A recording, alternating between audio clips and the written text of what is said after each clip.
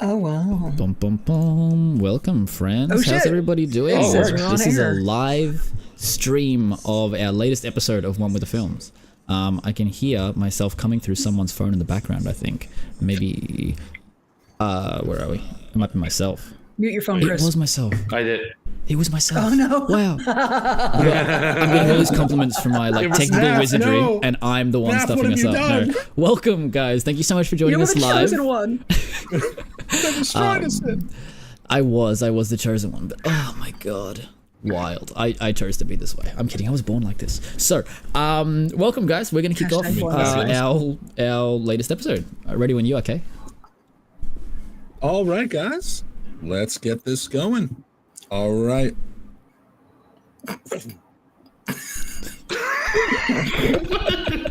All of this is staying in. I'm not editing this episode. Be professional.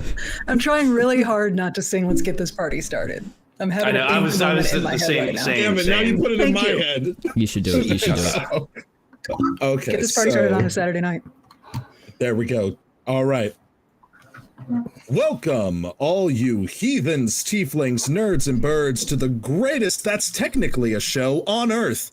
Let your gay pride fly and your fears subside, because boy, do you have a show for all you little chicken nuggets out there.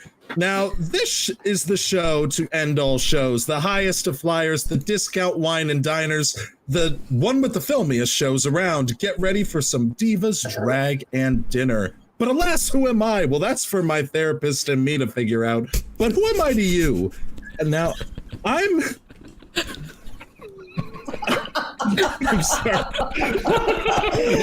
Oh, it was too real. It was too real. Why are we starting with the personal attacks? That's what I want to know. Well, listen, but nonetheless, ignoring that, I am your guide of guys, your man of mystery, your DM who's raid the DC on this MC, your neurodivergent with forehead for days. I handle walk. That's gay. Now listen here. I am Movie K Man the Third. I can't get through with you guys. I'm your Movie K Man the Third, also known as K, also known as Keegan, also known as that guy who went to Vaughn's in fuzzy socks this morning. True story. But joining me today is the heartbreaker, the dream maker, love taker, the eye of my soul, and the thief of my foot. Now, the man sometimes with a plan and sometimes a man. But this sexy dollop of chiseled marble today will be my co-host and your second favorite. It's On Second Thought, also known as Nav. Say hi, baby. What you got? I can't do this anymore.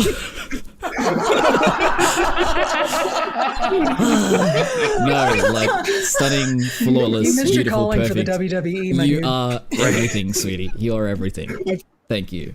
I'm working on it, Steph. Hello, friends. Listen, I'll take any writing gig at this point. Oh my goodness. So here we are. Please, kind sir, do go on. Okay, absolutely. Because I need to try to hold myself together because we're not done yet. Breathe, baby, breathe, But- breathe. Do the Madonna, Madonna, Madonna. All right. Fussy, fussy. Madonna. Yes, Steph. Marsha Graham. All right, but we are merely two idiots, two plebeians. God damn it. Sorry. No, you're all good. This is gonna be a good episode, guys. Trust us. But we are merely two idiots, two plebeians, mere mortals honored to introduce the incredible stars that have joined us today. The toast-piercing Fossies travel from far and wide to be with us today. You know them from their trolling of trolls, but more importantly, their incredibly nuanced and often lustful views of Star Wars and Marvel characters. These stars, or should we say divas, are our brand of chaos and here for hopefully not one night only, but even so, we will make it like that one to remember, like that one weird night in college. Please join us in welcoming the dynamic duo, the chaotic co-hosts, the only Star Wars podcaster my partner actually listens to, and yes, I do mean the only. Yeah, like not us, but certainly them. So please help us welcome Stef and Chris from Marvelous and Darkside Divas. Welcome in, guys. Yeah. Hello. Right. Wow. That was amazing, Kay. Amazing. I loved it. Top I loved notch. it. My It was good. I goodness. try my best. Yeah, guys, thank you so much this for is- joining us. We're like so excited Yeah. to have you guys on. It's been a long time coming. Yeah. Super stoked. This is gonna be a great episode. Well, We survived a strike.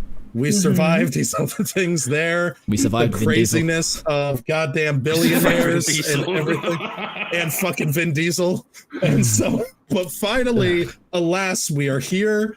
We're queer, and let's get ready to talk about this. let's fucking do it. Yeah, wicked. And just a quick reminder for anyone listening as well, either live or on demand, you can find One with the Films anywhere you get your podcasts. So on Apple, Spotify, also at, live and on demand on YouTube as well. And be sure to stick around until the end of the episode because we're going to announce our next film, which you'll be watching this week and then joining us next week for the conversation, as well as our next guest, which will be really exciting as well. So, hey. Oh yeah, Yeah. We're super pumped. So for long-time listeners, absolutely. you will know a little bit of what you're in for, even though it probably will be a little more unhinged today because we've just been multiplied. As in if it's craziness. not unhinged like normally. Yeah, that's what I'm saying. Like, Then there's some. We may have deliberately misunderstood the assignment in some ways. So. no, I think you perfectly understood the assignment. I think We are who we not are, who we are. understanding the assignment is understanding the assignment. I think with Precisely. us. At It's this pretty point. much That is the what did you call it? The neurodivergent way. yes, the neurodivergent way. Absolutely. Well, Nice. Yes. yeah, long-time listeners will know exactly what you're in for. But if you've been around for a while, so welcome back. But if you are uninitiated and you've just spontaneously stumbled across our little corner of the internet, or you're coming over from the Divas space, welcome to One with the Films. And today we're doing an episode of the Weekly Watch List, which is when we are back with a new film every single week. The cheeky gimmick here is something we love, where in every episode ever, someone is watching one of someone else's favorite films for the first time, and then we hang out here and we talk about it all afternoon. So it's the best place to be if you're working through a pesky watch list, or if you're looking to add a few items to it. And we've got a backlog of episodes of some wild films that you can watch and then check out and listen to the episode and hear us talk about it. So we're so happy to have you here. We love you so much. Thank you so much for listening. So Also, film of the week. shout out to yes, we'll get to the film in a week in a second, but I want to give a quick shout out to the person who kind of brought us all together, which was Kari, one of Star Tia, who like a Star Wars Tia, who just, Tia. obviously. She still I hasn't. tried my best, Nav. Did you see that intro, man? That was where all of my thought process Sorry, went I got in you, here. I got you. I'm So hoping Kari- you're gonna carry us the rest of the way. Kari, Just the imagine beautiful Agador Spartacus saying it. Oh my gosh. Exactly. Guatemala. There we- Star Wars. Kari still hasn't Yes. forgiven us for making her watch the Star Wars holiday special. goodness. So I appreciate the Understandably. recommendation. Yeah. Yeah. I mean, I That made was really myself sweet of watch her it, to and I forgive still for a haven't moment. forgiven myself for it. So, like, I get it. Yeah, but no, the wonderful, phenomenal, I have perfect not, so- Star Wars Tia. Yeah. Mi amor de otro mundo. I love you so much. Let's go. Absolutely. Yeah. Well, let's talk a little bit about the film. What I'd love for you guys to do is either one of you let us know what the film is we're talking about today, and then I'll jump into some fun facts a little bit, and we'll talk a little bit more about why you've chosen the film. So, what did we watch this week? We watched The Birdcage Oh my god. Cage? with Robin Williams and Nathan Lane and Hank Azaria and Gene Hackman. Yes. It The was Birdcage. stacked. I did not expect. I was like, I started watching. I was like, oh, cool, Robin Williams and Nathan Lane, sure. And then people just started popping up, and I was like, I know. They're everywhere. I was trying to put it together, and I was like, Hank Azaria is ripped. Oh my god, look at that physique. He always was, but I I think he will hit the gym a not get little extra over- hard for this one. There's that For one sure. shot For sure. where he talks about the shoes. It's a and we'll talk about it more as well. It's a masterclass in like setup and payoff. Like, I don't wear shoes, and then just the. Yeah. So Yeah, good. no. It was fucking brilliant. I am very keen to get into this film a little bit. Let me tell you guys a little bit of the fun facts that I was able to find out about it. Oh, If hit us with anybody some wants fun to facts, baby. dive on in, then feel free to add some. Sure. So it's coming up to its 28th anniversary, which will be on the 8th of March this year. It's starring Robin Williams. God. Yeah. You feel old, Okay, that sweetie. one You wasn't know, when I so was in high fun for school. them. You feel old. Oh my goodness. Well, that I'm reminds gonna me, I go forgot crawl to take my back into herb my pills. grave real quick, So guys. this film, sorry, I just this Jesus. what's the it says released the year that Keegan was born and 1 year after Nathan was born. Hold on. Hold on. Sorry, guys, it's an old film. No, I'm kidding. I have to maintain a mystique now. People have to at least think I'm like 5 years older than I am. It's a classic film. We say classic here. True, Yeah. Chris. I'm I glad need you I pick both up to get on. off my lawn.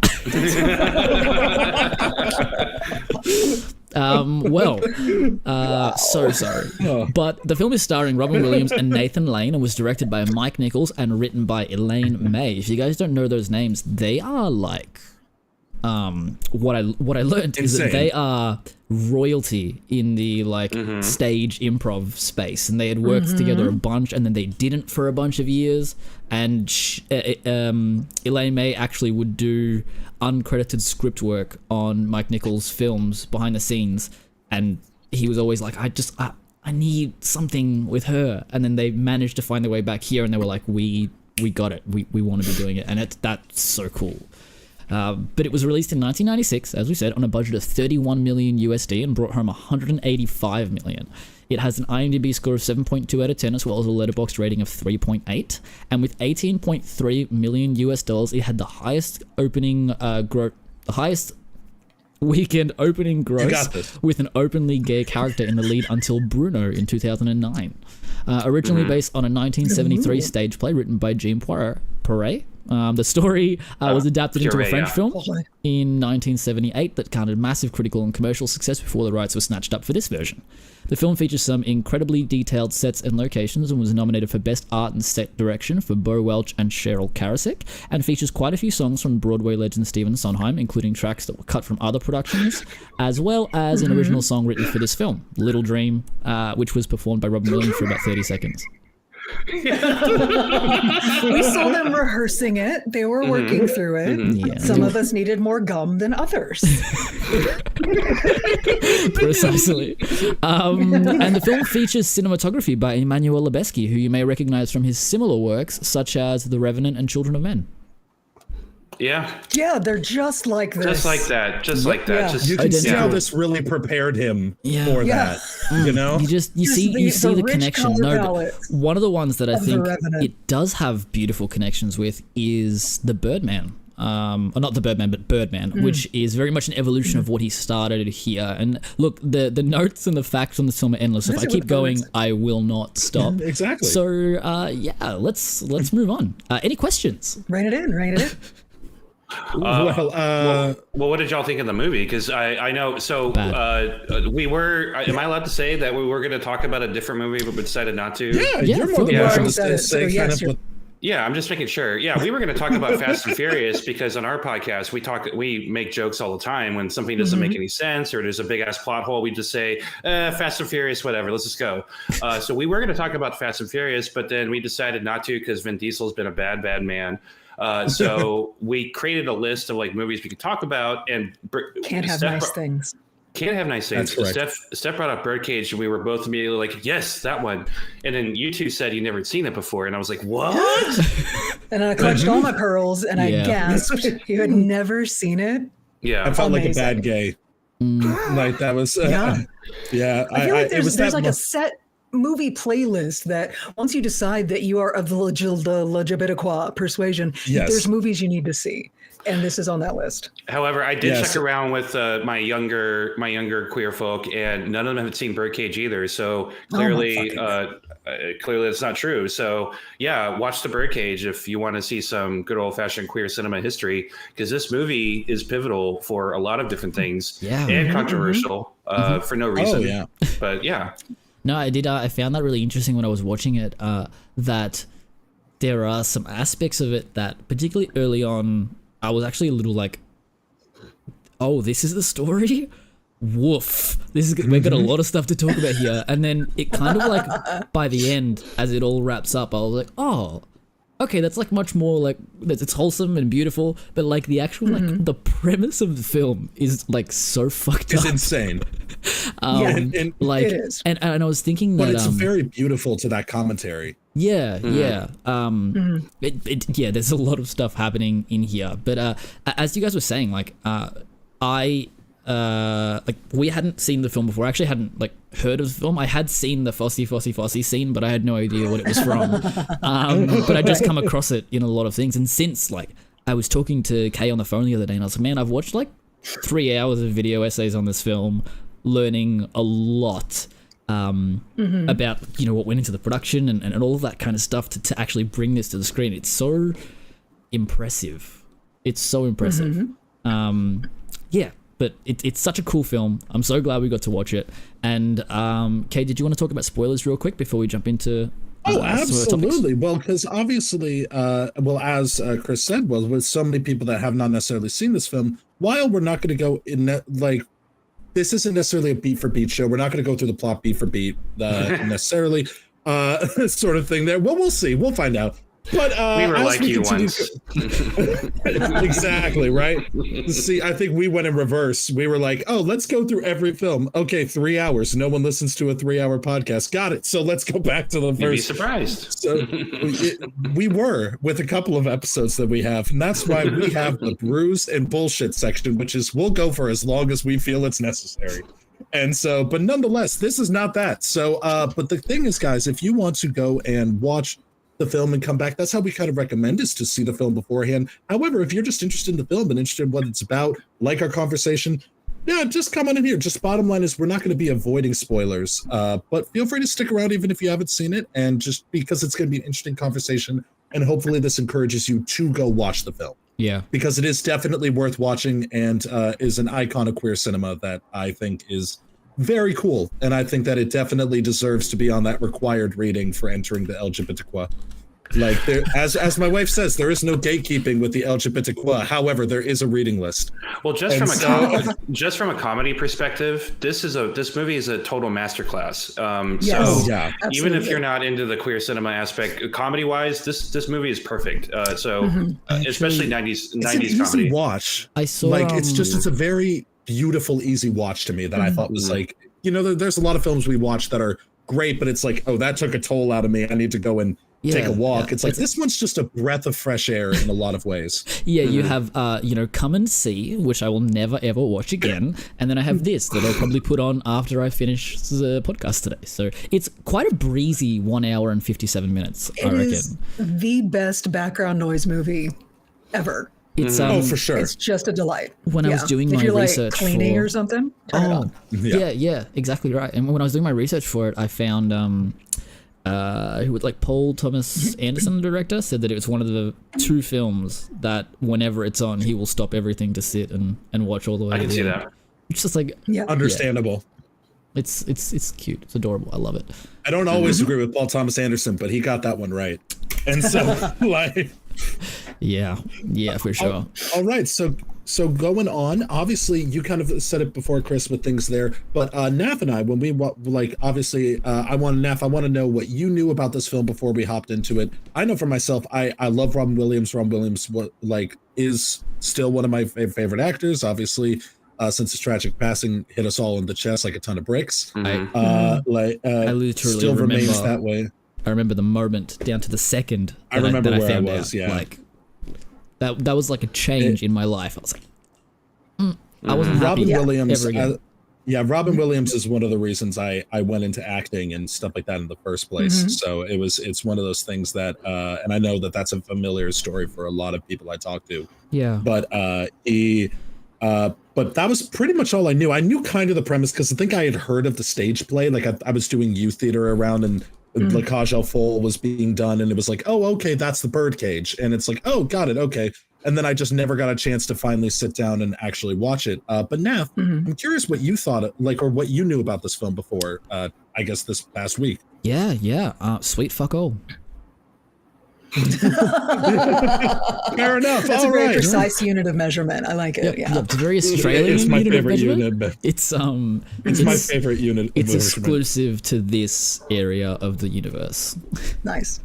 Absolutely. I went into this entirely blind. Actually, my housemate had seen it before, and they got home while I was watching it, and she's like, "Oh, you watching the Birdcage?" I was like, "Yeah." She's like, this is the one that I was watching like the other week. Like her and her boyfriend were watching it a couple weeks ago, and like I had walked past, and so it was playing in the background. So that was the only kind of connection I had to it. But I didn't even connect the dots that that's what they watched. They told me we are watching the Birdcage right now, and I was like, okay, cool.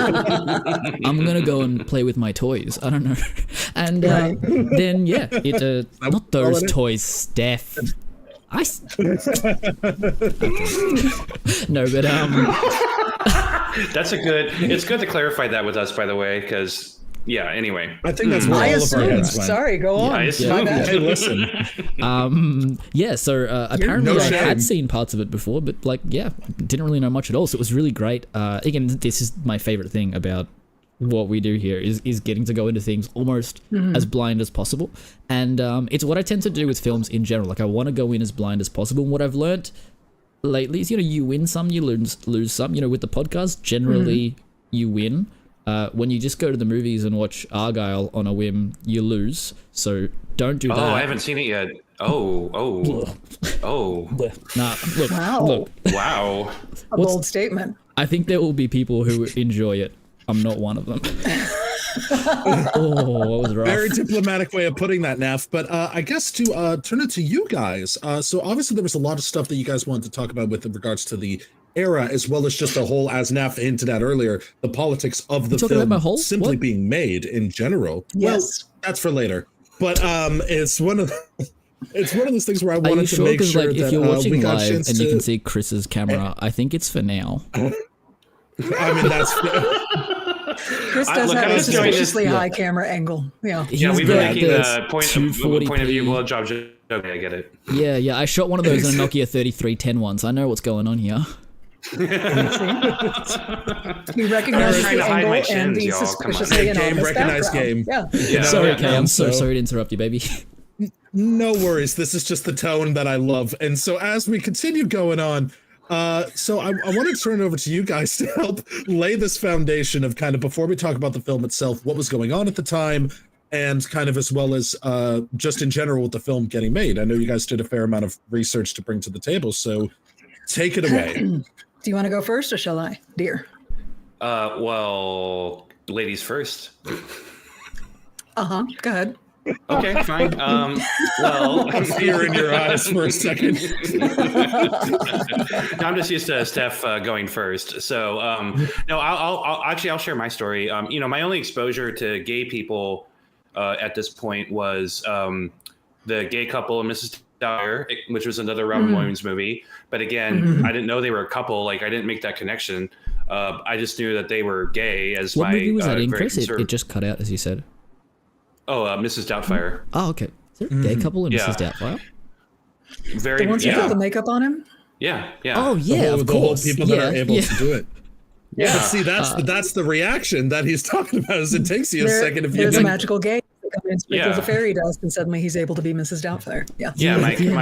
My conservative grandparents had to explain what they were, and they weren't cast in a positive light at that point. And then of course there was a reality TV show that was very popular on the MTV called The Real World, and there was a very important gay person on that show. Those are the only real gay characters I even knew. So when I watched this movie, there were a lot of preconceived notions and stereotypes, and of course I was already kind of out of the closet, but I was still grappling with what it meant to be gay.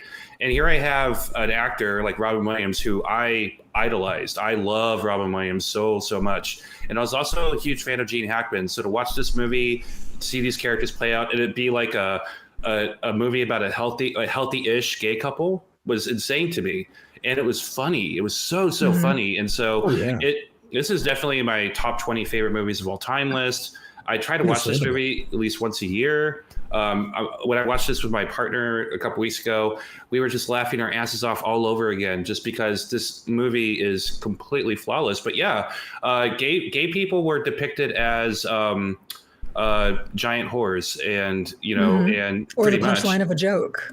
Or a punchline of a joke. And in fact, the movie uses that as a device for the very beginning, with the suggestion that Robin Williams was going to be Armand was going to be having an affair with behind his back with a prime partner while on stage. No, that's his son. He has a son. Gay people can have children. What? And so it just blew my mind completely. And wow. And I love that it was a satire on the politics of the time, which the movie makes a lot of allusions to.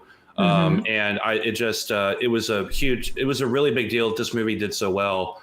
And of course, it was extremely controversial at that point too. Yeah.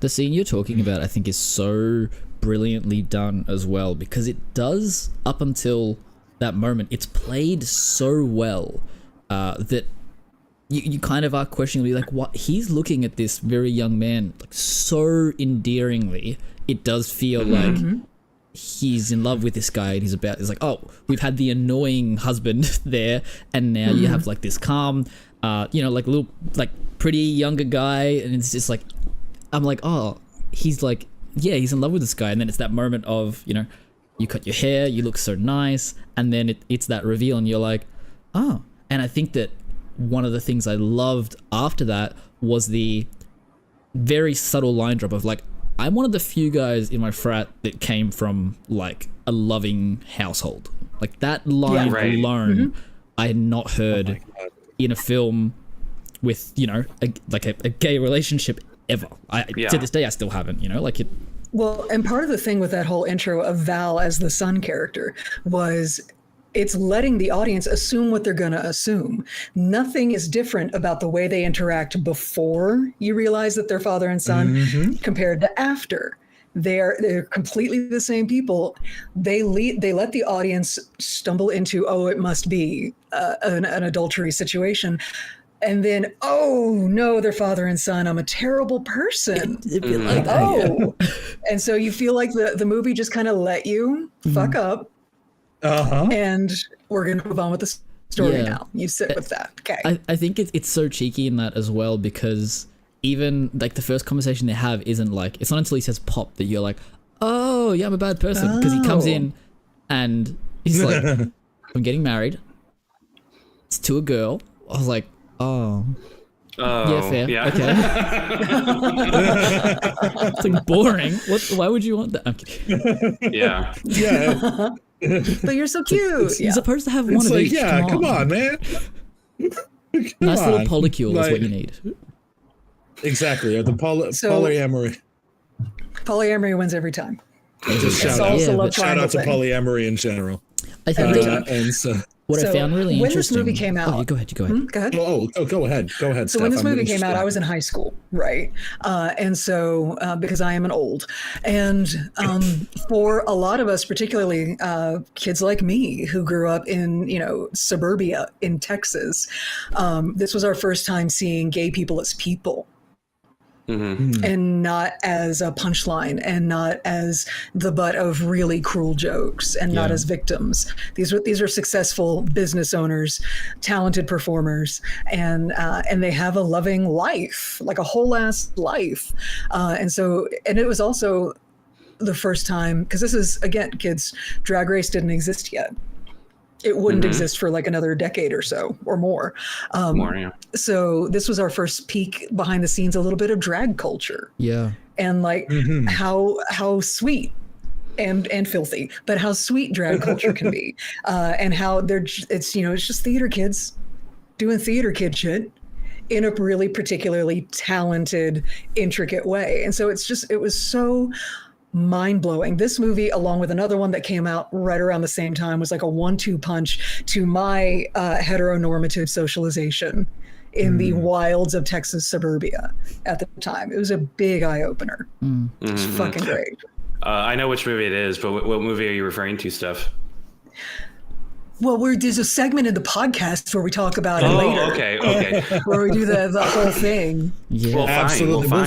Just another reason for you all to wait to the end of the podcast where we'll do this. So just a little nugget to keep you here. Absolutely. I think it's important to also point out that at this time in the 90s, if you did anything, if you were an out gay person or you played a gay character or a queer character of any kind, your career was done.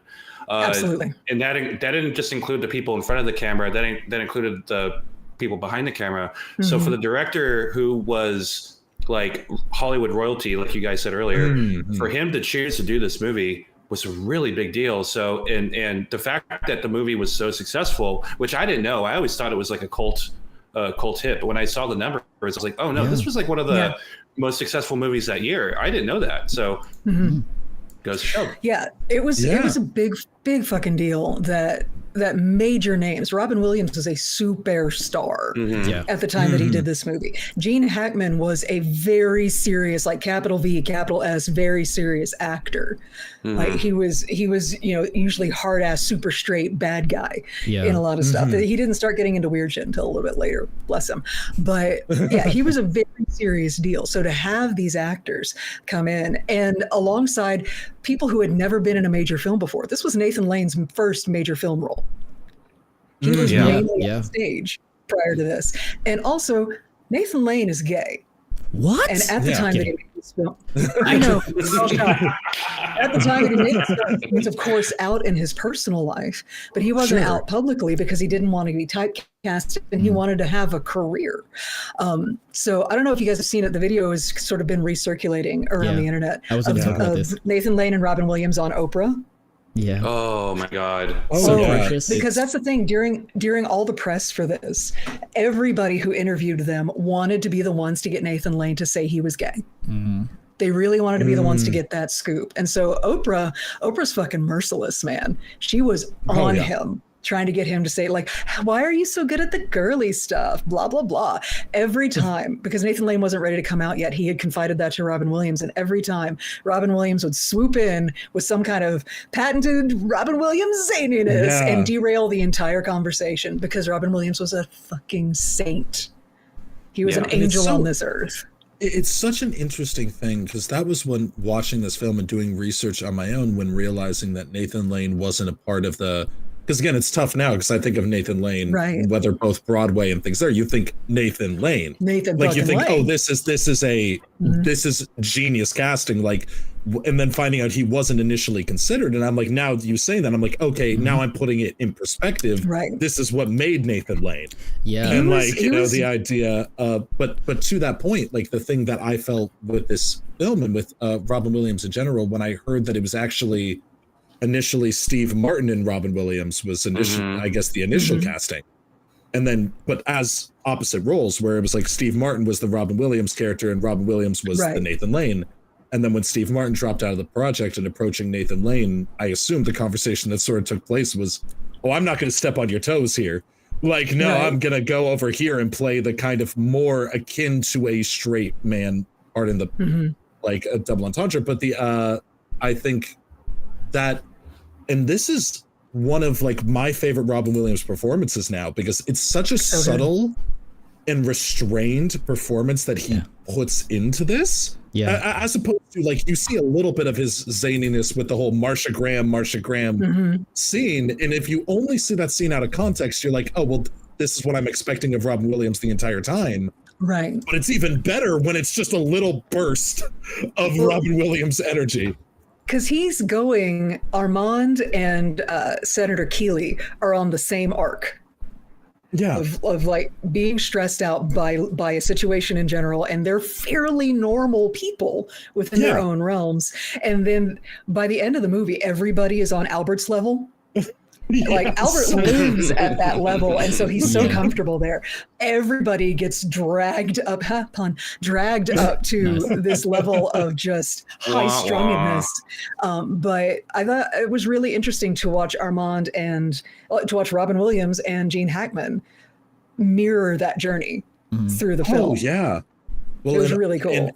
And Naf, I'm curious to know your thoughts on this, because like obviously with Robin Williams, Nathan Lane, the whole thing there. I'm curious what you have to say about this. Yeah, well, I remember reading a little bit as well that like he was originally they were also looking for Robin Williams to play like Armand a bit, and obviously coming out of like Mrs. Doubtfire. Oh, did we lose Chris? Looks like it. Hold on. Laters. We'll see. Let's see here. I'm messaging. Now my browser is messed up.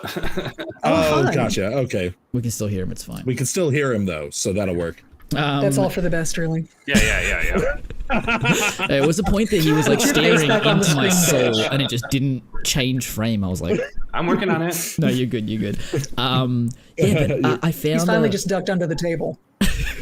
It's all coming true. This is actually his camera didn't turn off. YouTube has censored it because they're like, you can't see this. They're just like not safe for work. Just.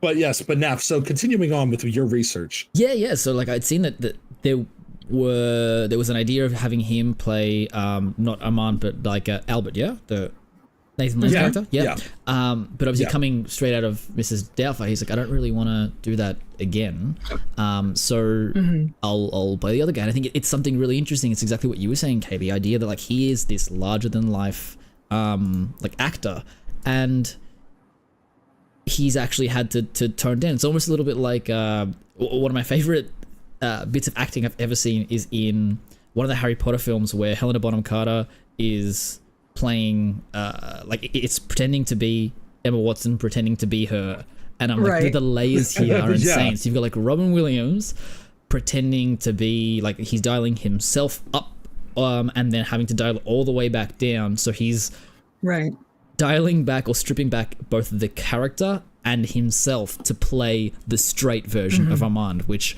is so interesting. It's so interesting. And like we full lost Chris. Shows you what a powerhouse actor he was. Yeah, he'll figure it out.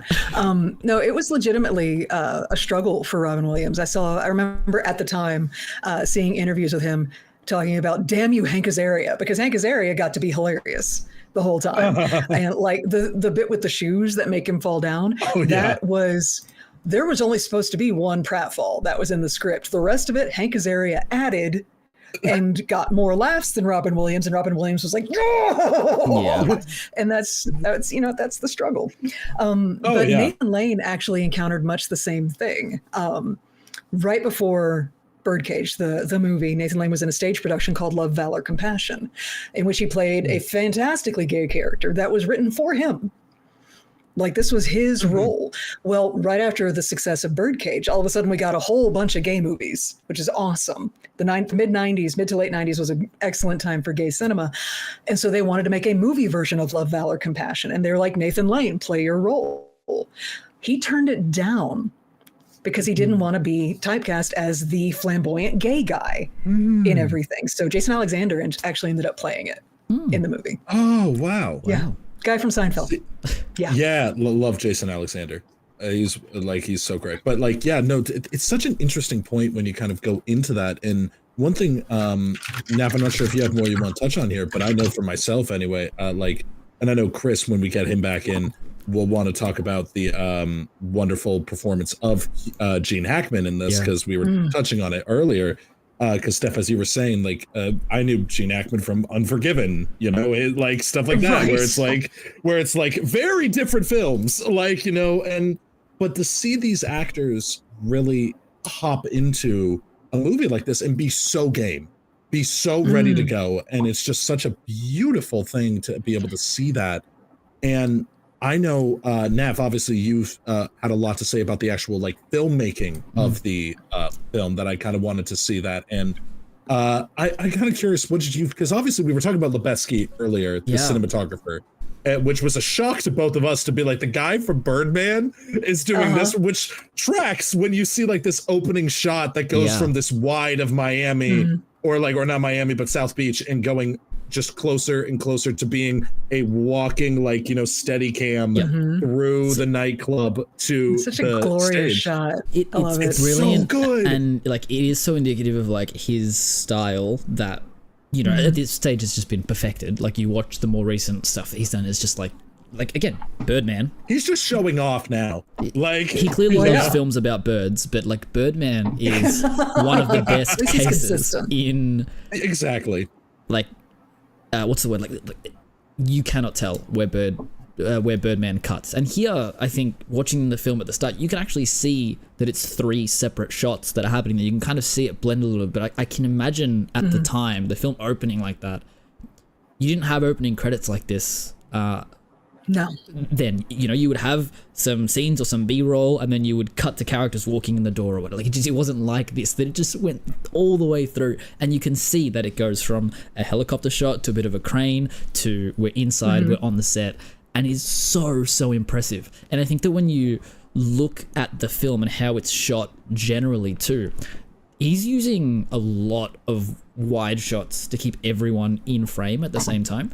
And it's actually like you're watching a stage play.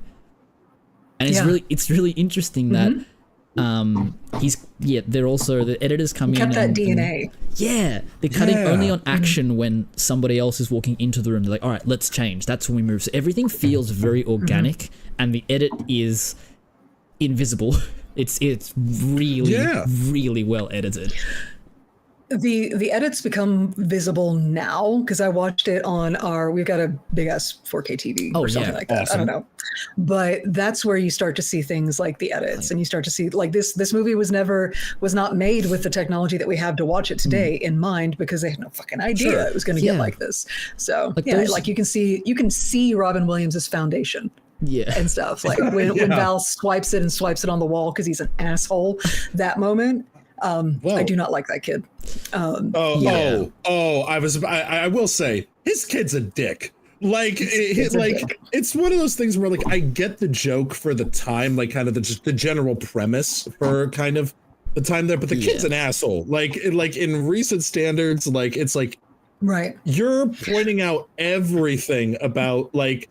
You know, but it was one of those things where watching it was just like the amount of empathy I had for Robin Williams and Nathan Lane, which I think is also still the power of the film, is the kind of, well, and one of the things I wrote down was that monologue that he says, that Robin Williams says there of the yes, I wear foundation. The cemetery?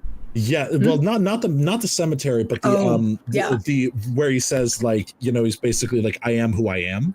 And it's one of those things where the seriousness with which he delivers that monologue, that like I was kind of tearing up a little. I was like, that's because I mean I feel that as you know a bi man as well, like the idea of like wearing foundation and things there, and like wearing makeup and doing stuff like that. It's like to see him talk about that then and being like, yeah, I'm zany, yeah, I'm different, like I do these things there, yes, I have all of that, but to see him actually have that moment of just really, I was like, why is this monologue? Because there's always the standard monologues I see go through TikTok or social media with like film accounts. They're like, oh, some of the greatest monologues ever. I'm like, this should be on there. This is so short and simple, but it's just choice. You won't see it though, because he does drop a word that is now considered a slur. That's true. Yeah, that's true. Very true. That does actually get said a lot in the movie. Yeah. But no, I think part of what really makes that monologue hit as hard as it does is you can tell it's something that he has had to say before. And he's had to say it to defend himself to the world before, but he's never had to say it to his son before. Yeah. To defend who he is to his own son. Hey, we got Chris back. Hey, sorry about that. Oh, let me actually add him back in. Here he is. Okay. Over there. There he is. Welcome back. Oh my God. Sorry about that, y'all. My computer needed a blowjob, so. Yeah, fair. Hey, fast work. Great work. So this, well, it was really excited. It warmed up for a while. The thing he'd been edging about the computer for 47 minutes and 52 seconds. That's entirely too long. People are going to get dehydrated. That is not too long. 3, 4, 5 weeks is at the end. Yeah.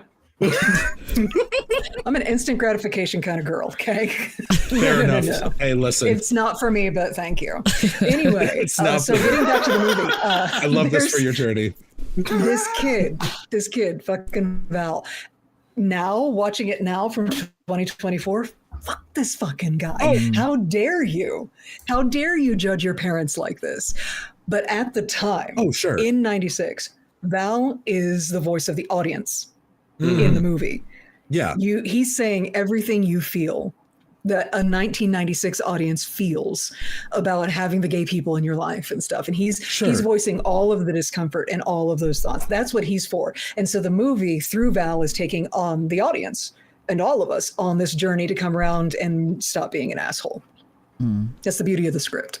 Oh, yeah. And that's what I think it does really well. And Chris, I know, obviously, I want to know kind of your thoughts on obviously that journey, the way that we kind of get there and do the things there. I'm curious to know like how like you resonating with kind of this journey as everything kind of goes around this, you know, incredible loop. And again, as you said, like seeing gay people as people with flaws and all, and being like, these are nuanced, very interesting characters. Yeah, I mean, it was interesting because when I came out as gay, or when I finally accepted the fact that I was gay, I told myself at the time, I'm not going to be one of those gays, those Albert kind of gays.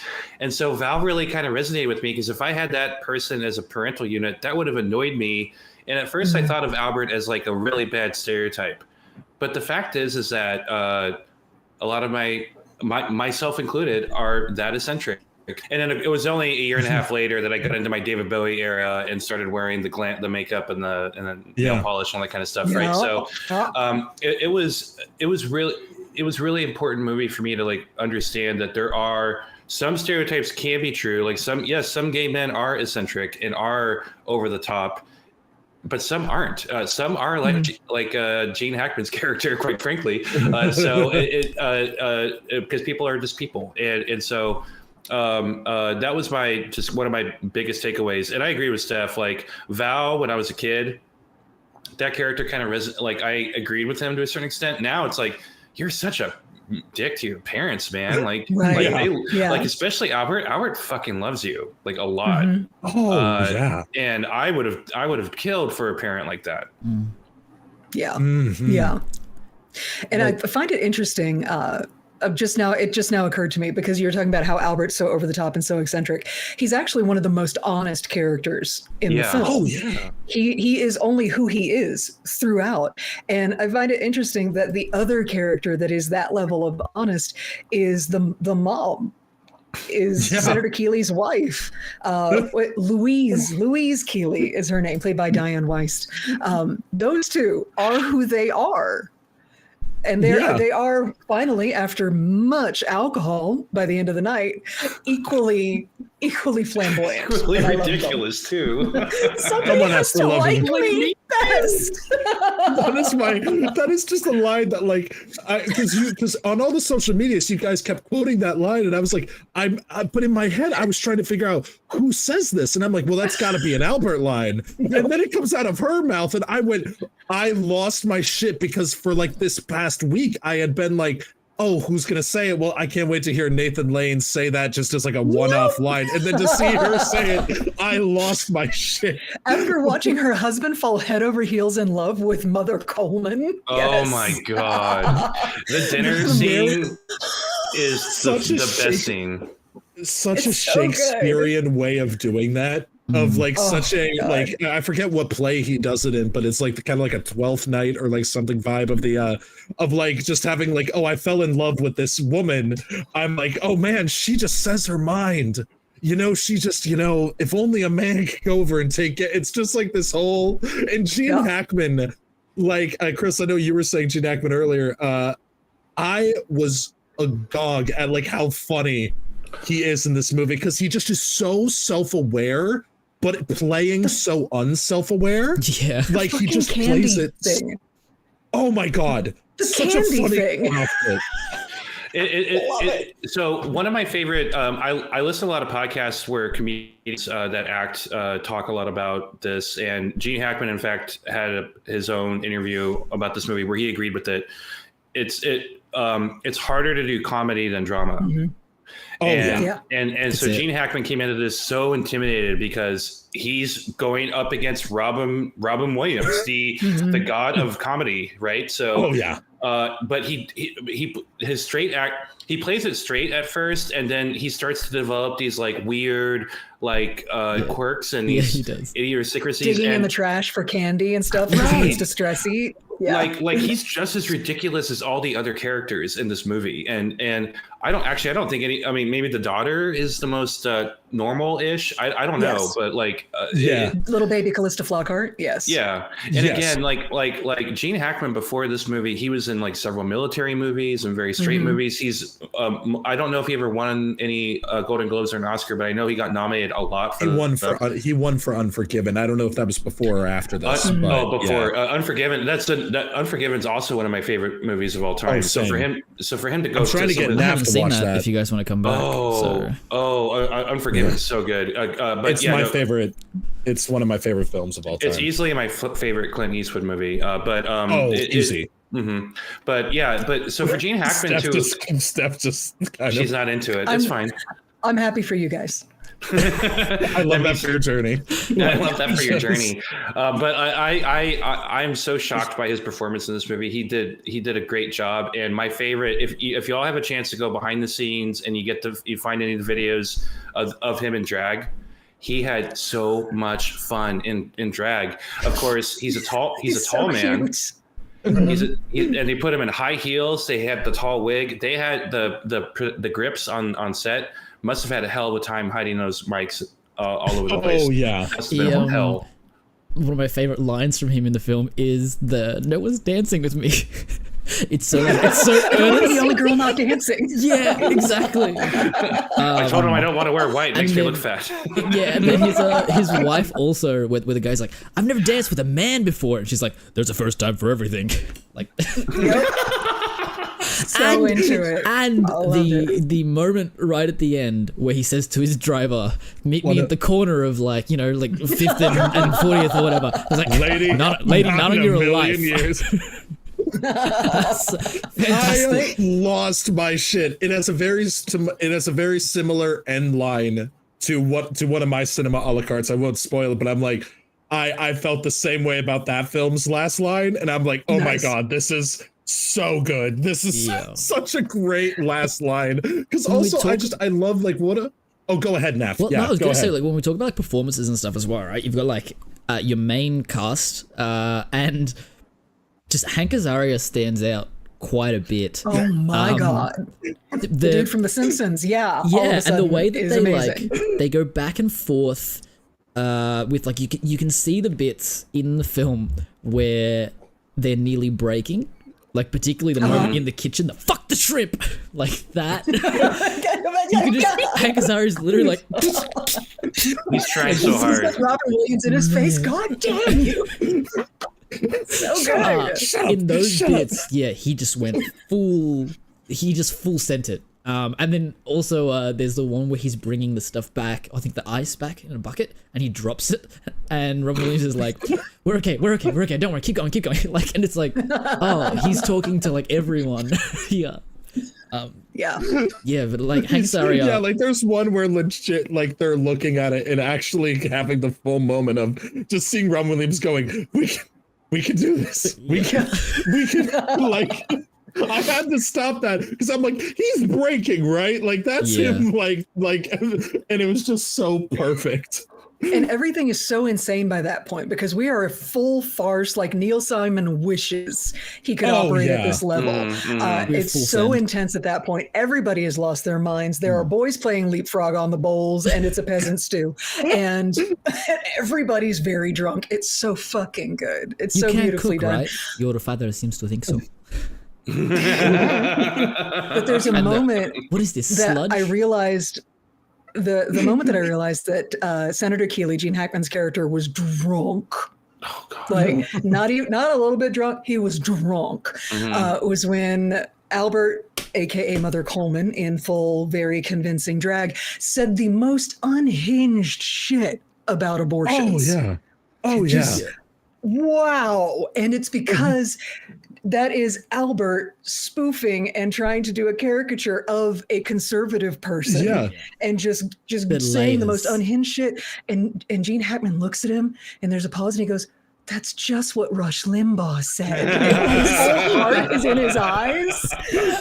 That was the moment he fell in love with Mother Coleman. It was one of my favorite moments too. I think his performance there is so brilliant because he just is like, the way that you watch him kind of fall in love with Mother Coleman, and it's so when the funny. reveal comes, what?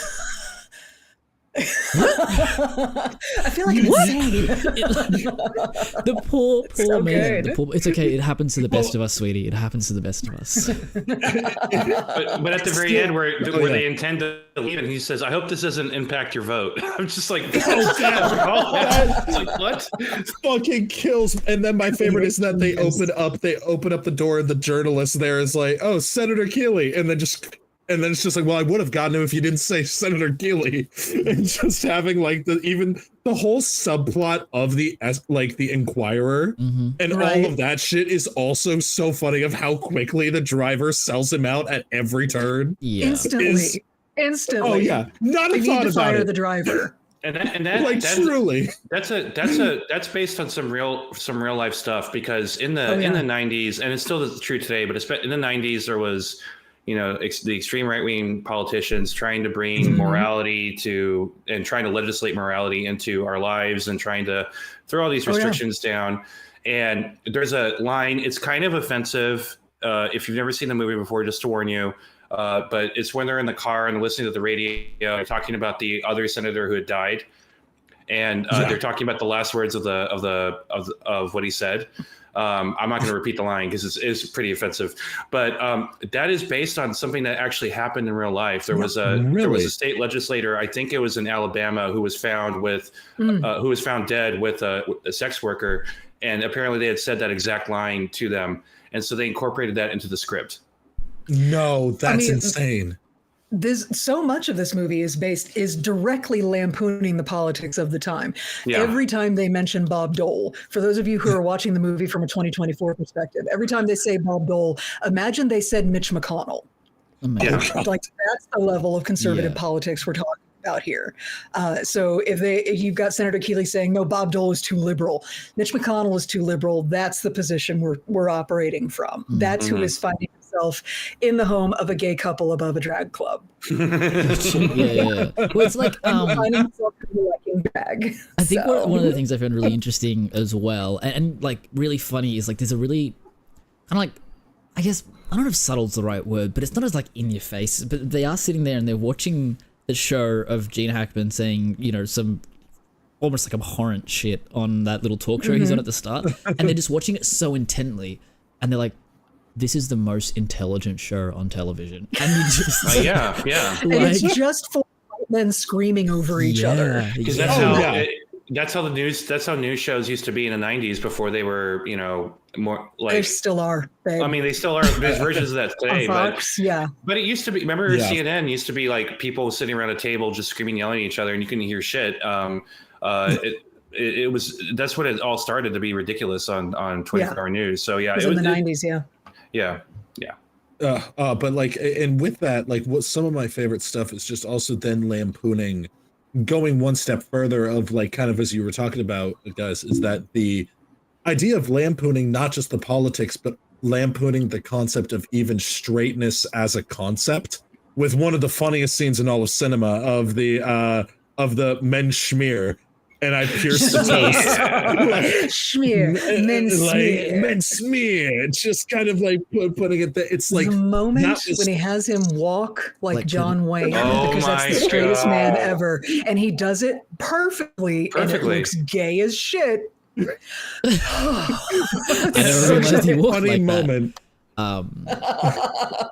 It's like, you did it perfect. I just didn't realize he walked like that. Way, just sort of like it's that whole. And I love the moment where he looks over and the woman is just there, and it's like, I don't think this was in the script, but that moment was just howdy, ma'am, and just walks back and I'm like, wow, perfect, like that. No notes, so like good. That. So oh god. Good. I also love the and then just one does chucking the toast. Yeah.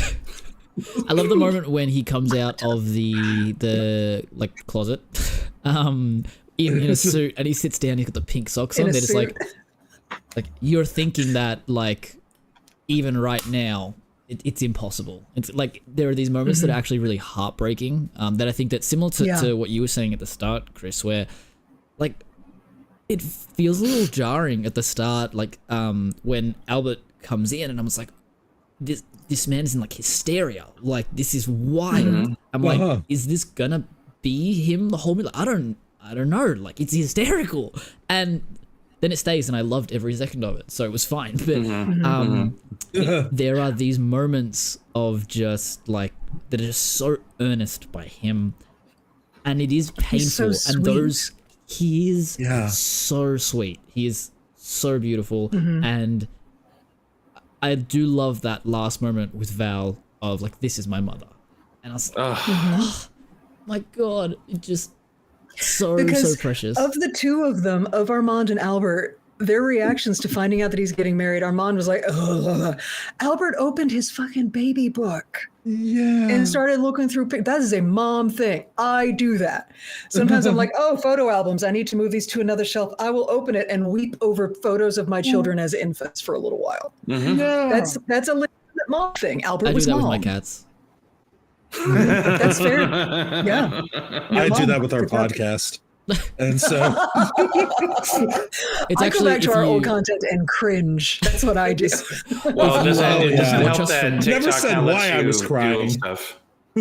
If you watch us from the start, Exactly. you just see Keegan's hair and beard grow out significantly. it's true. You can definitely You tell can- when you it was can watch filmed. it happen. Yeah. And so, Nice. like, especially in our audio only ones. But as we go Well, you can with hear it, him. It's like it's more just scruffle. It's like, exactly. It's like that's all I Nav have. telling me, Keegan, you're too close to the mic, and I just was like, no, you're too close to the mic. But anyway, and just Mom's too as close to the mic.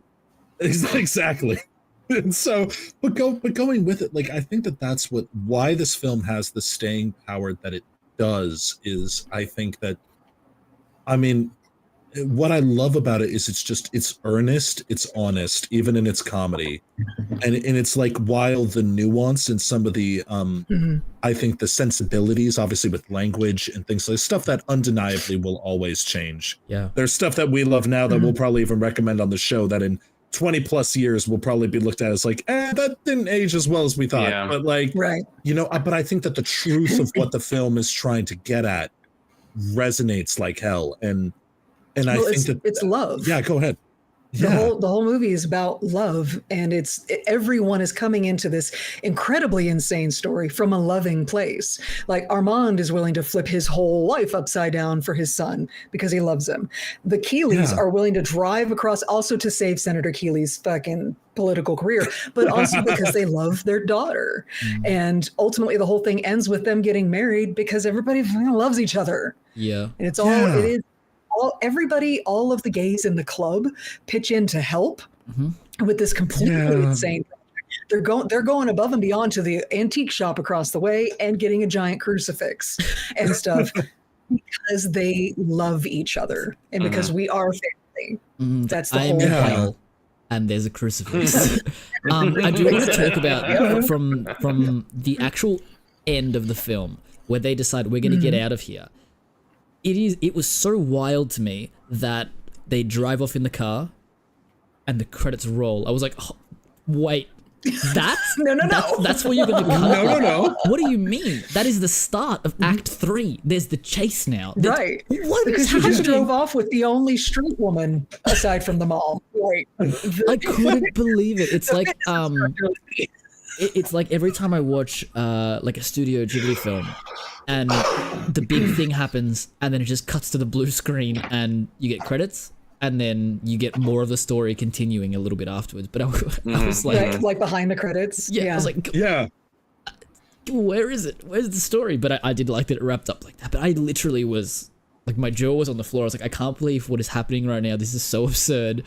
I'm getting some of the best comedy. I'm like, I'm up here. I'm ready to keep going. Let's keep partying.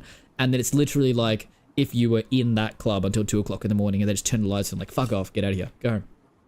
Done. Yeah. Let's And I think that's a beautiful thing that the movie does is it makes you want more. yeah, it And edges you a bit. it makes you want to be with these people and be in that community and in that club and to be able to hang out with them. And that's that's the energy you're supposed to take out of the movie theater and out into the world is I would like to go and be accepting of the gays now. Let's all, we are That's the whole family. point. I love drag clubs. They're so fun. Yup. Yes, they're so good. Like, you just, Period. You know, fun fact though, the only drag clubs I've ever been to have been in Sydney. Really? Oh, Yeah, I've never been to one in the United States. Okay, when you come to Denver, we're going. But I used to live in Austin. The drag is everywhere here. Yeah, Austin, not so much. And then No, because Texas. I know. Well, even People want to when we were in survive the college, night. I know, but like that's fair. But like I'm not close enough to West Hollywood, Long Beach. You know, we have cool places, but it's not specifically a drag club. So when I went to Sydney and my boss took me to a drag club, I saw what that was like, and holy crap, it was amazing. Yeah, yeah. I was in Bali, I think, the first time I went to a drag club. I was like, this is the coolest thing ever. And everyone told me how pretty I was, and everyone wanted me to be on the stage, and I was like, this is what it feels like to be adored like this. Oh my God. I've had the exact same experience. Yeah. Like, I really am a girl, though, I promise. Love everybody here. Oh my God. But yeah, like it's just what this movie and kind of films like this do, right? Is it provokes these kind of great conversations and thinking about this stuff and being able to laugh together. Like we're all laughing at like the absurdities of each other and with all this stuff there. And I think that that's kind of at least why film is the great empathy machine, right? Like, you know, like or at least when it should be working in the way that like, and people see it as that is it's the exposure to stuff that you may not, as you're saying, like, you don't know until you see it. Like I know for myself, I didn't really understand the concept of being bisexual until I watched Schitt's Creek, and then the concept of that idea there. And it's like you don't know until you see stuff truly, you know, put in front of you. And I think that that's what is so beautiful about films and things like this. And it's kind of you know. And that was the point of this movie happening at the time that it did. Because this movie came out in 1996, and one of the major plot points, that's sort of the driver of the relationship between Armand and Albert, they keep talking about a palimony agreement. Palimony. Albert wants a palimony agreement.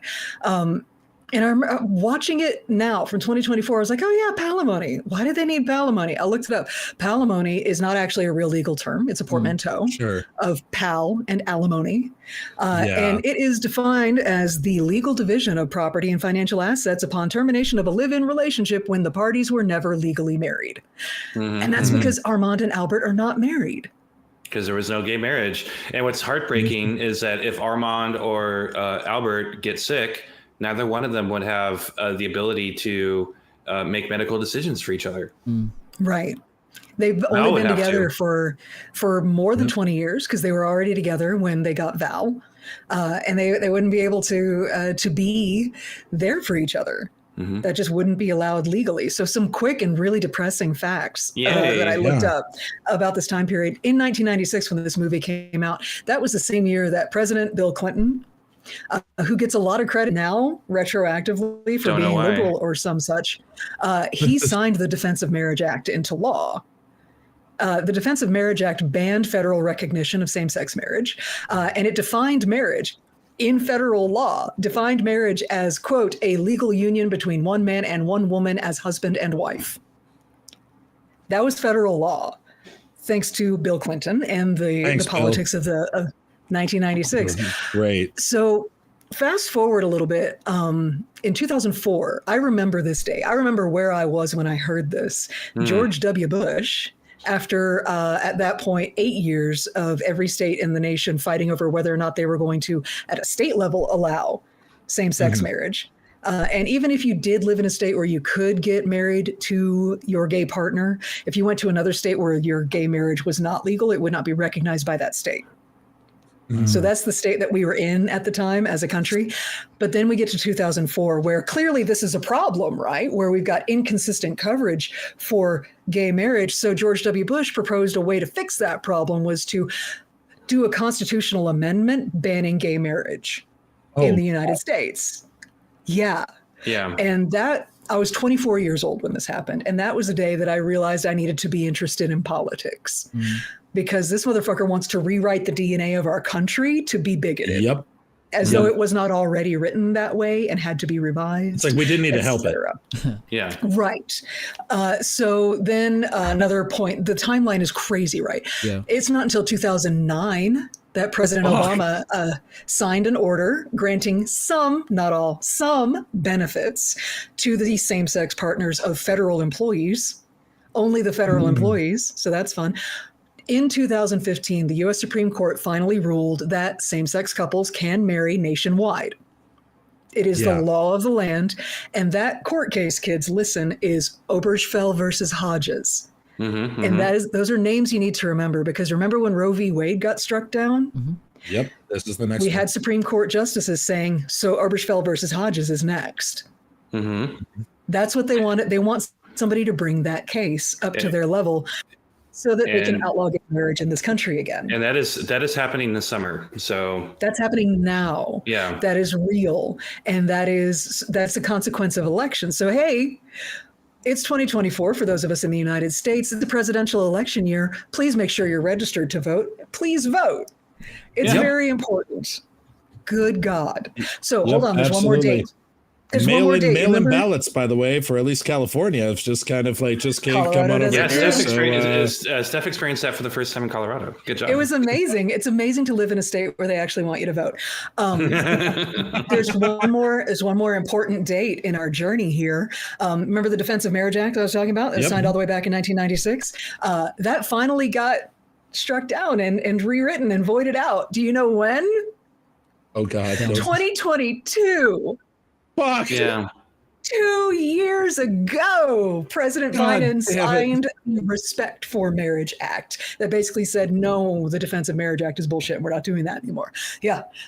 It's to all those wild. Also, like, I don't know how many people, because I came from a conservative household. Like, my parents were not anti-gay or things there, but it was still like Arizona conservative household and things there. And it's like, and my dad and mom have been very supportive. Well, I guess my mom, in theory, is supportive. I don't know how much you're able to do from beyond the grave, but at the same time, it's like that's when they become the most supportive. At the same time, when you get that's true. It's a strong literally now the foundation, and so but as done there, I didn't learn a lot about this stuff because obviously that's not subjects that they want you to learn about on Fox News, except they want you to learn gay marriage bad. And like things there, but learning about the nuance and hearing the timeline lined out, it's just in watching films like this where we can actually have, discussions and hearing this and seeing people. And I mean, I did theater growing up, so it was like, you were constantly surrounded by the gay community and learning a lot. Like I did the Laramie Project, like all of these like various different things there, learning about that stuff there, and all contributed to eventually, like, when I came out 2 years ago. And so being able to this thing there, and it's like, I know you guys talk about often on your podcast of like, it's different worlds in some ways, but some ways it's still very much the same. And, I think it is important in an election year, especially, I know this doesn't affect NAF as much, but it will like affect the world as a whole. It is important for people to vote and open their hearts and minds, and things there. Just be curious, learn. Just try to have this thing there because it's going to be one hell of a year, and I think that is important to, like, again, as you guys say on your podcast, take care of yourself. This is not going to be a fun time on the internet. Protect your people. And I think what something that you said is really interesting too, Keegan, is that like you said, it's not something that's happening like here where I am, but we had something similar recently where one of the big stances of like the opposition was, like, if you don't know, vote no. That was essentially it. It's like, oh, you don't understand what you're voting for? Then just vote no. Because, like, rather than that's so dangerous. Exactly. No. Yeah. And that was for, they wanted to, like, amend some of the stuff here so that, like, the Aboriginal people would have, like, a voice in Parliament. That's what it was for. Right. And it was, if you don't know, vote no. That's what people said, because they didn't want it. They were like, oh, this is our space now. Like, arcane enough, and you don't understand it. Vote exactly. now. It's like, don't worry about it. But so a lot of other people did a lot of really great work to, inform the public and let them know. But I think it's just that what you were saying, Kay, like, find a way to inform yourself. It's not one of those things where you just like avoid it. Like it's gonna affect you. It's gonna affect people around. So yeah. And it's gonna affect your friends and family and everyone you love.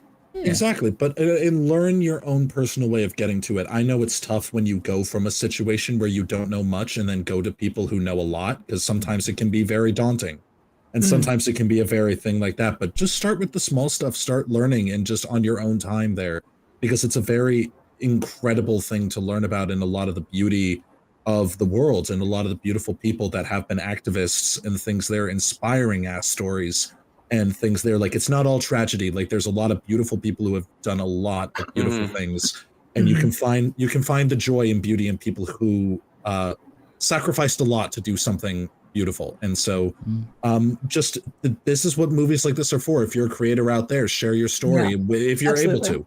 but like people appreciate knowing people that they care about.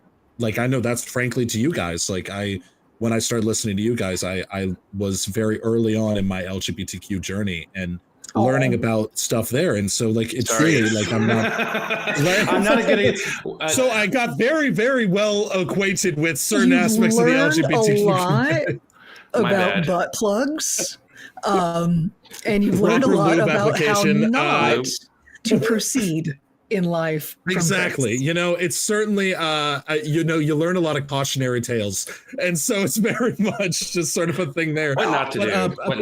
But as I know that obviously we got some time crunches for you guys there, so I want to make sure that we're able to talk about the last wrap up here. Is there anything else that you guys want to discuss about the film? Nath, also with you as well. I just really loved that this film, to revisit it as this gorgeous, brilliantly done piece of humor that is a spoonful of sugar that lets you take the acceptance of gays down. Mm-hmm. Absolutely. Yeah. I tried really hard not to make that sound like a BJ. I might have failed, but that's what it was for. She's looking at me when she says that.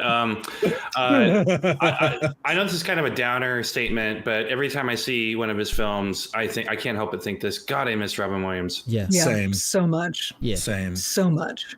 Like even his bad stuff was still like, you can't help but love them. Yeah.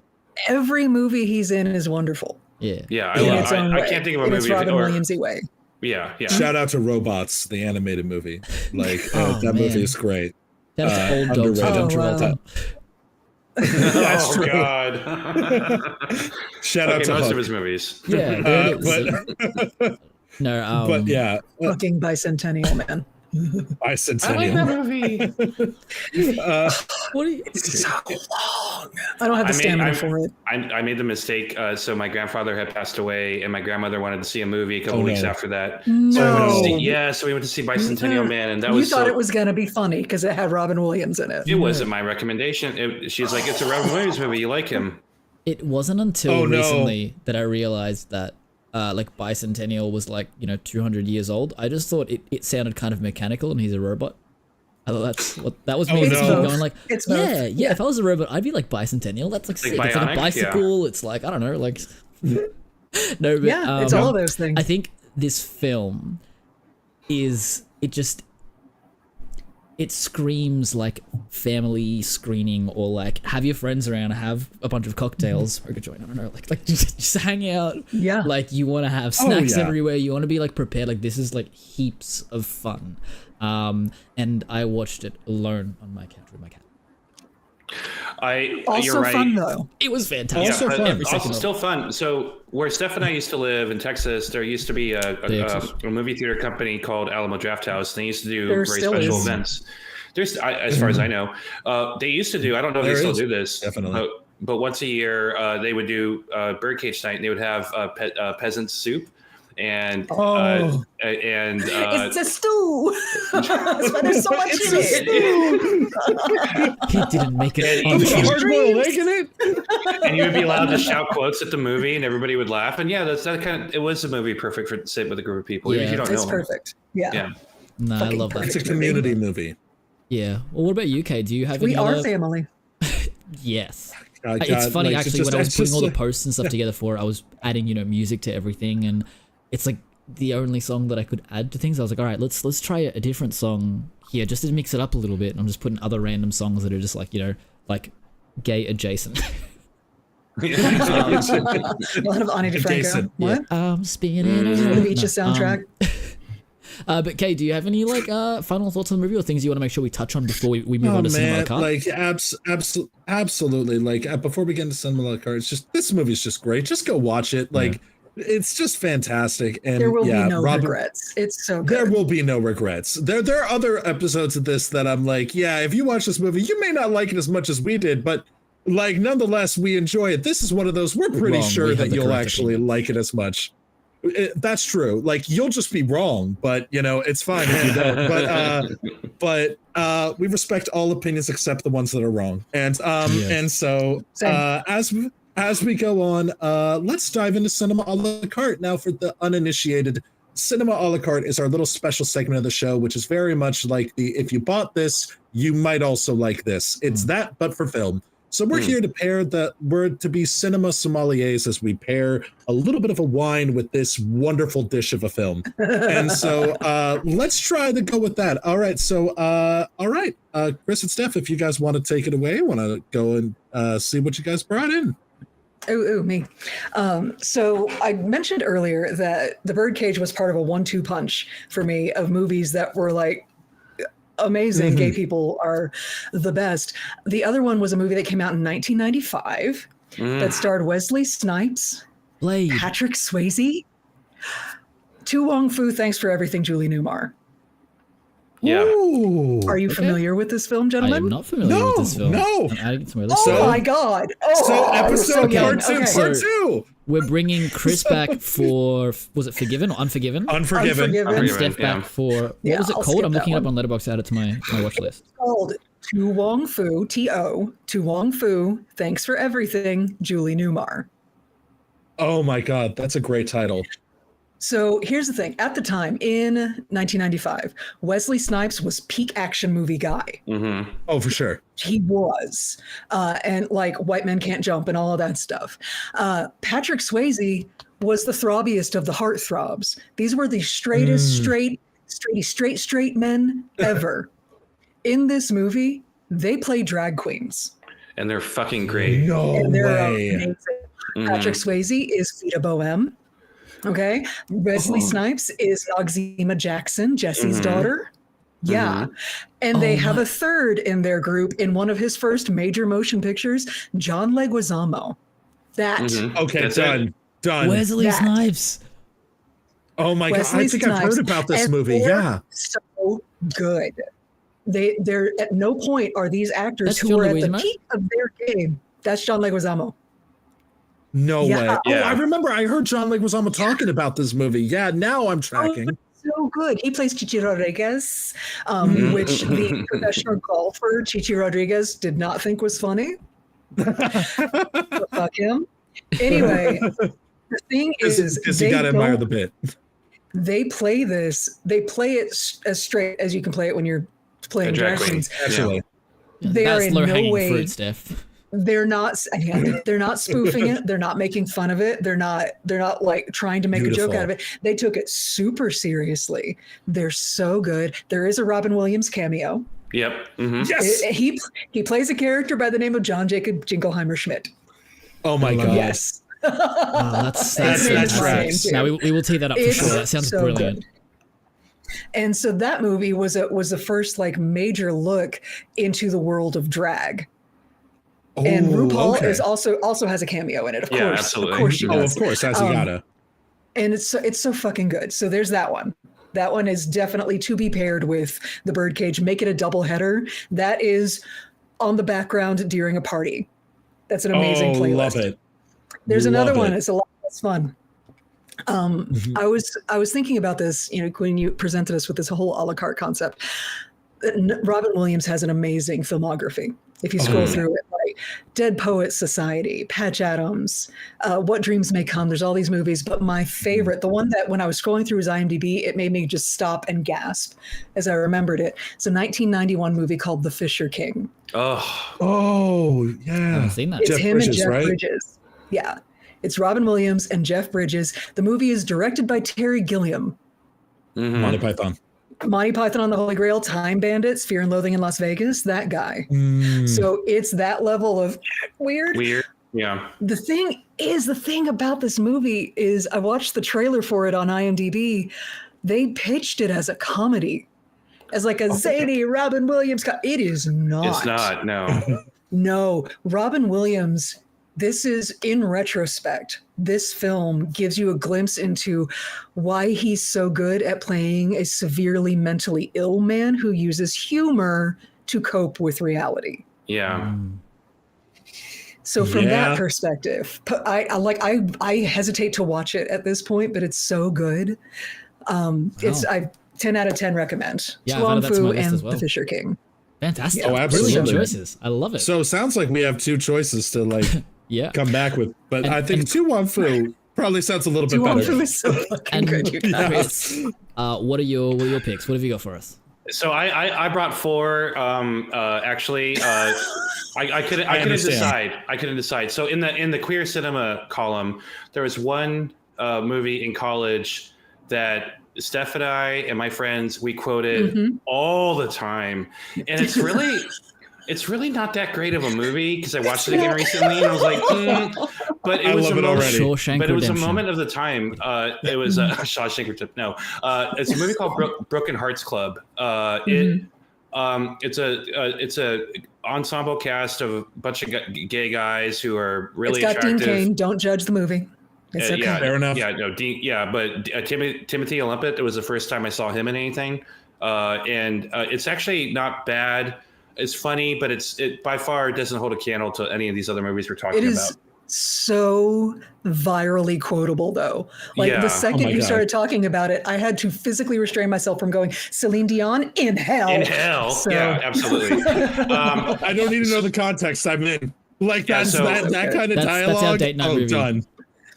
Yeah, absolutely. But for my Robin Williams movies, Mrs.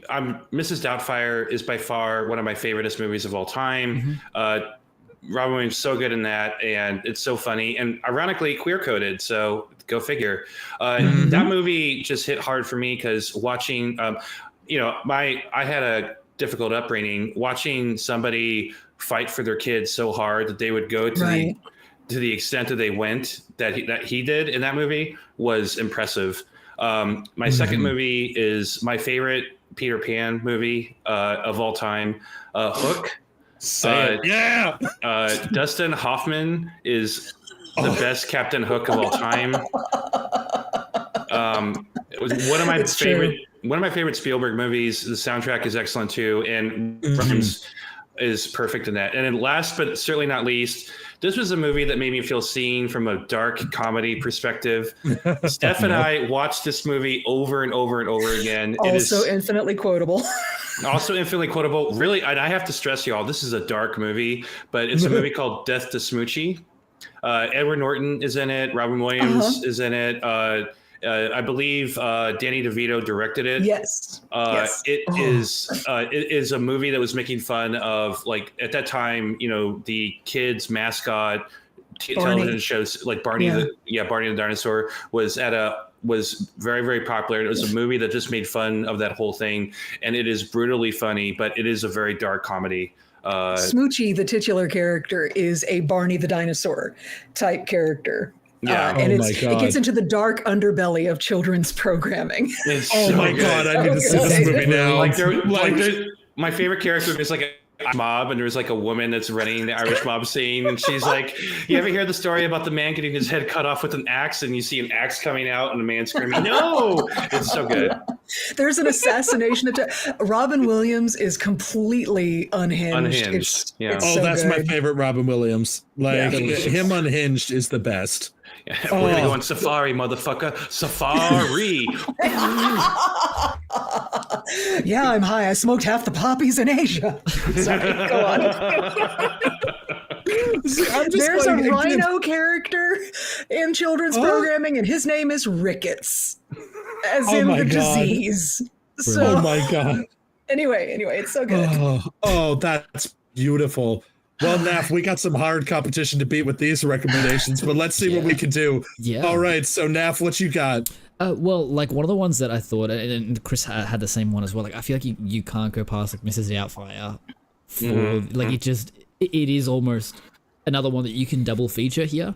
It's just so easy, and again, it's one of those films that, I mean, not necessarily for the same reasons, but like just that was on in my house all the time, like just nonstop. Like I probably could quote most of that movie, and I probably watched it every week from when I was 5 till I was like 16. Like I don't even know why. It's a very much a comfort movie. It makes me happy. It makes me really happy. And Sally Field always makes me happy. Dude. Yeah. The whole time.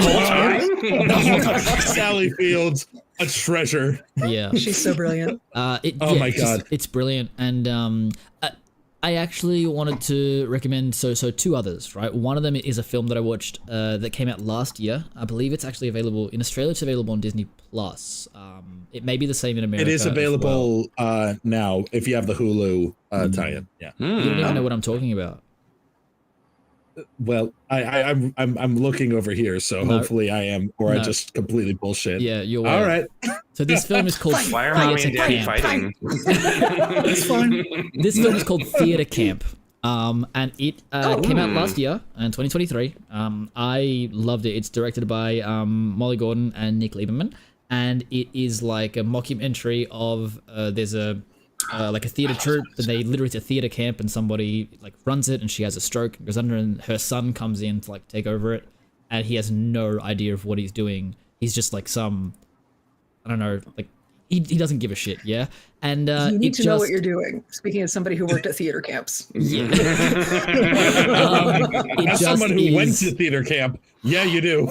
It's heaps of fun. It's also got like Ayo Edebiri in there as well. She's been blowing up recently with like other fantastic films and The Bear and stuff. So like, she actually plays a bit of like the straight man character here, almost like what she does in The Bear too. Just like, yeah, she's just absurd in this. It's great, but it's heaps of fun. And it also is some of that kind of like absurdist. Like you have all of these pieces together, and you're like, how is this gonna fit together? And it all comes together really nicely by the end. It's beautiful. I think it's a great pairing for this. And the next film is one that we actually did on the podcast a few weeks ago, Fire Island. And just from the state of going, the film, like this film, Birdcage, presents this relationship between these two men as something that is entirely like normal for the most part. You know, it doesn't beat you over the head with like it just it starts and it is, you know, it just is. And that's what I loved about Fire Island. One of the favorite things that we talked about in the episode is episode 39 if you're listening and you want to go back to check that one out. One of the things that we all loved about it was how it just like, well, you do have a bit of voiceover explaining some of the more intricate things that you may not understand if you're not part of the culture. It just has people and people in love and people falling in love, and it's like a normal, beautiful story, and you have those little like, I want that kind of moments in there that are beautiful and feel very much how the end of this film wraps up. So I think that those two are a great pairing. I feel like Fire Island did what that Bros movie tried to do, but failed spectacularly, just in my opinion. Yeah, I agree with you, Chris, on that one. Like, I think that this one, Fire Island just had like an authenticity to it. Yeah, it was real. Yeah, is like it's the cast and performance make a huge difference. Like, I can't remember his name, but like I remember his face always. Every time he comes in like a sitcom and like Parks and Rec, I'm like, stop, you're funny sometimes.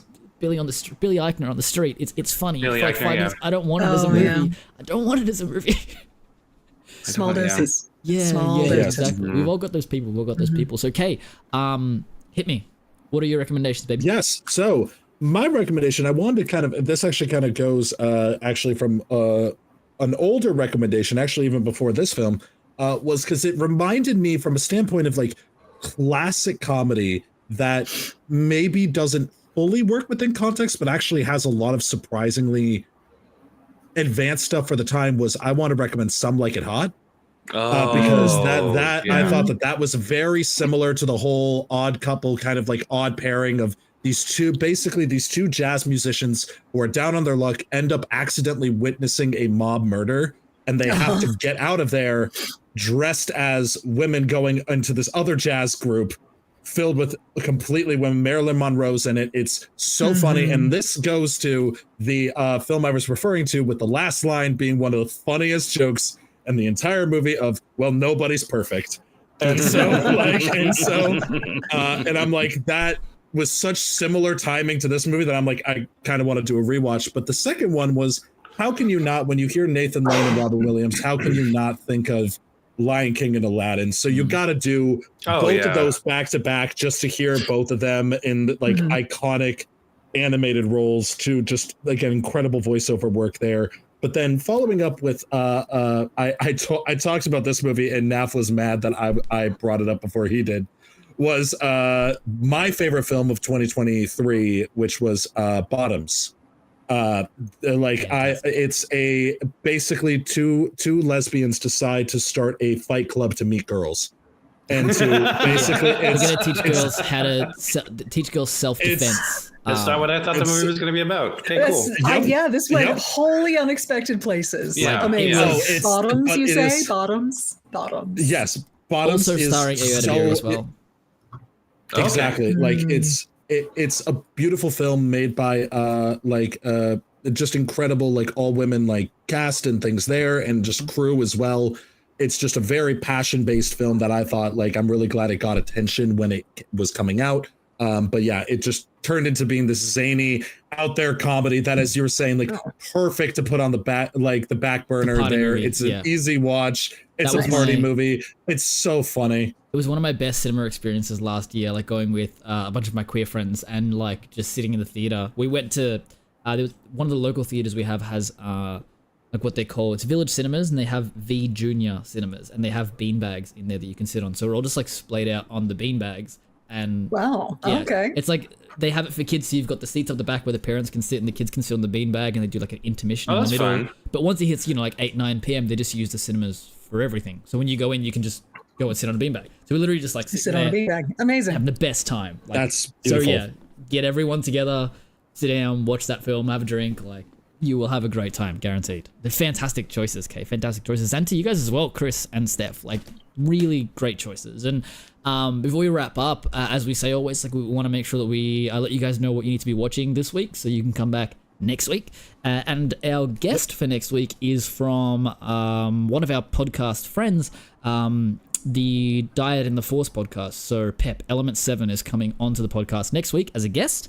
And he is bringing us a film that came out in 2023 as well, actually. It's called Jung-E. And it's available to watch on Netflix. And it's like from what I can tell, like a futuristic, post-apocalyptic kind of like, wild thing. Suffice to say, we know fuck all about this film. Hell yeah. So we are. Yeah, so check out Jung-E on awesome. Netflix, and then come and join us next week. But Chris and Steph, thank you so much for joining us. Thank y'all. Did you want to let the people know where they can find you if they'd love to see a little bit more? Yeah. So start with your OnlyFans. As may have been stated 9 years ago when we started this recording, we are Dark Side Divas and Marvelous Divas. On Dark Side Divas, we are watching through all of Star Wars in chronological order. On Marvelous Divas, we're watching through the entire MCU in chronological order. It's a lot. But you can find us for Dark Side Divas anywhere on social media as at Dark Side Divas, and for Marvelous Divas, it's at Marvelous_Divas. Yeah, and if you like our stuff, we also have a YouTube channel. If you do a search for Dark Side Divas, subscribe there. Steph and I are starting to play Baldur's Gate together, which is just a really fancy way of saying Steph murdering me every so often and laughing about it. And then see it. Not my fault. Okay, nobody made the check to see the trap. So it was your fault. Okay, fine. And then if you really like our podcast, we do have a Patreon, patreon.com/Divas podcast. It's where we give access to like unedited versions of our podcast. If you think our podcast episodes are unhinged, the unedited version is pretty out of control. And we also have you can have access to our Discord through there as well. So it's pretty cool. Awesome. Cool. Well, yeah, thank you so much. And Kate, like, where can people find you if they want more you? Oh, well, if you want more of me, you can find me at my doorstep at 4. Never mind. But if you want more of me, you can find me at Movie Man Opinions. That is correct. Also, just a little plug. If you guys want to come and see us live, we are hosting the opening night party to DiadCon, hosted by Dianne and the Force. Pep will be here again next week. We are going to be doing the opening night party where we will be doing a little bit of our One with the Filmies live, which you guys bringing this film will be up for with things there. It's a little award show we do for our guests here. It's more of a thank you based around doing it like the Oscars, but doing it based around all of the random recommendations that have been poured in all throughout the year. And so, but we'll be doing that in May around the time of the finale of The Bad Batch. So many of our favorite things kind of going there, which cannot wait. Shout out to your guys' podcast, guys. If you have not listened to Dark Side Divas, I doubt that you listen to us and haven't listened to them. But if you haven't, I'm just saying, you guys are incredible. Again, a little bit imposter syndrome there, but I will say that, like, truly, I love your guys' podcast. We've talked about it, quoted it on the show things there. So yeah. So if y'all want to know where we get our unhinged humor from, Exhibit A and B. And so, but going Again, with that, you can find me anywhere on social media. I am at Movie Man Opinions. You can find me on YouTube, TikTok, everything. And then, Naf, where can people find you? At the end of the rainbow, in a little pot of gold. Oh, okay. Yeah, you That tracks. Yeah, no, I can totally see That does that. add up. If you like That what you does see add up. and you want to see a little bit more, so it's onlyfans.com forward. No, I'm kidding. Only films. Only films. And no. so, you can find me on Second onlyfilms.com, Thought. Easiest way Is is that through. only? I'll gift you a sub real quick, Steph. You deserve it's it. the You deserve only a free asexual OnlyFans.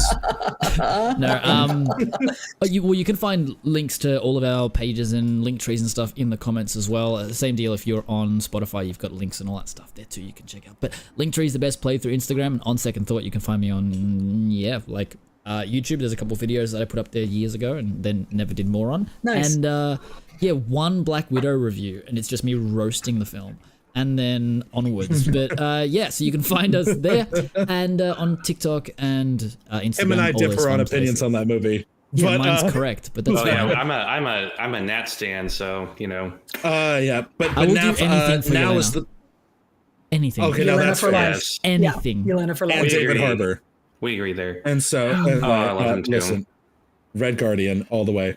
But Not Red Guardian. Yes, David Harbour. No to Red Guardian. let me Red rephrase. Guardian. That is more correct. Thank you guys so like- much for coming on the podcast again, and thank you to everyone who is listening as well. We had a really great time. Okay, any final thoughts? Absolutely. Now's the time when I remind Naf that he did not mention Last Jedi once during this episode. And so, which is abnormal for us, but I will take that as a win. And by the way, watch Steven Spielberg's version of West Side Story. So as we continue going on, baby, I'm gonna edit this so hard. Just like in the middle of the podcast episode, just cuts in the middle of like you speaking. It's gonna be like, so it's the just greatest film exactly by just the like greatest clearly director of all edited. time. Yeah, exactly. Absolutely. I'm gonna add it in And as one of so, those AI voiceovers as well. I'm not even gonna say it. It's gonna be the voice on TikTok. Absolutely. Absolutely. But guys, thank you so much for tuning in for this Unhinged. For those of you guys who actually are still here, we really appreciate you. Thank you for listening live or listening to us afterwards or listening to us at all. I assume that the people that listen to us is just a rat that accidentally touched the keyboard. So but now as we continue going on, I want to just leave you guys with a quote from one of my favorite people in this world, my friend Raglan. And he says, Pinocchio lies ahead. What with the future yet to come?